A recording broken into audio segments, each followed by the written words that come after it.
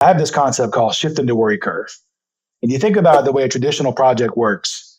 Team members they get called into a meeting by the big boss who's going to talk about this new project that they've got launching. And you walk into that room and you've already got 5 projects on your plate. Some are just starting, some are in the middle, some are going to hopefully be closing out soon. And the vice president or the senior vice president gets up there and talks about this project and says, really important for the business we get this done. I know you guys all know what to do. You've done this kind of project before. Go make it happen. If there's any questions, of course, let me know. I want to see some real teamwork on this. And that's it. So when you walk out of the room, you know 2 things about this project. You're on the team and you've got, let's say, a year to get it done. And so this project has 3 phases to it. The first phase is called uninformed optimism, right? I don't know enough to be scared. All I know is I'm on the project and I got a year. And I feel pretty good about getting my project done in a year because I'm really good at my job. We create life in about 10 months. I'm pretty sure I could do a project in 12.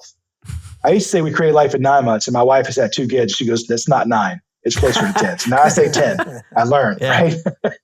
And what we find is this uninformed optimism. And the reason, so your level of worry starts off fairly low. And the reason it's low is because you don't know anything about this project. What you do know is there are 5 other projects you're getting beat up about on a daily basis. You're getting pummeled. And those 5 projects, you got things due tomorrow and Friday and Monday of next week. So your focus is on those projects. You say to yourself, I'm going to get to this project eventually. I've got time. And what we know from experience is if there's a 12-month project for which there is no plan, there's not much work if that all happens in the first 6 weeks. And now you got a 46-week project, which is a problem. So as time passes, your stomach starts to, when you hear about your project, you start to worry. Your stomach starts to churn. You get this, your spidey sense is tingling, saying that I'm in trouble. We call the second phase vague concern. I got this bad sense of foreboding that, man, things aren't going very well. And if I see my team member walking down the hallway, I hope they don't bring up the project. If they do bring it up, what I really hoping is they haven't worked on it either, because it's bad to be late, but that's okay as long as somebody else is more late. You just don't want to be the most late on the project, right? You want somebody else to take that. But it's called vague concern because I have no plan against which to measure it, to prove I'm late. So I just got this bad feeling, but I can't prove I'm late.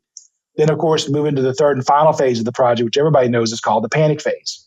And in the panic phase, you're finishing your project late. Costs go up because you're air freighting concrete block to a construction site or doing several of these stupid things that cost money to get it out the door. And your quality suffers because you're doing things that at the beginning of the project you would never wanted your name associated with, but now you're like, this just have to do. We'll have to fix the bugs later, or we'll have to do a rework later. We got to get it out the door. So nothing good happens in the panic phase. You're late, over budget, and poor quality. So everything I've laid out today in our talk has really been about shifting that worry curve to the left and worrying early in the project, bringing the people together, investing the time up front, 2, 3, 4 days, whatever that might be. On my Olympic projects, it's 3 weeks, but the more typical is 2 or 3 days in the planning process.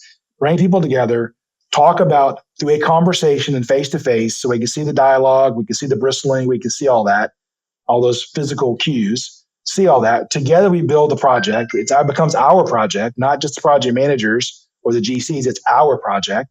And through that process, now we have a schedule that says, on Monday, I've got to get this done for this project. And then the rest of the time, I can go work on my other projects. And by next Friday, this has to be done for this project. And I'll know exactly what I have to do. So now my level of worry is lower. It is higher in the beginning because now I'm informed, and it rises and falls throughout the project. But then as I get closer to the end, it starts to go down. So my overall, I have less worry. So shift the worry curve to the left and invest that time up front to do proper planning with your team.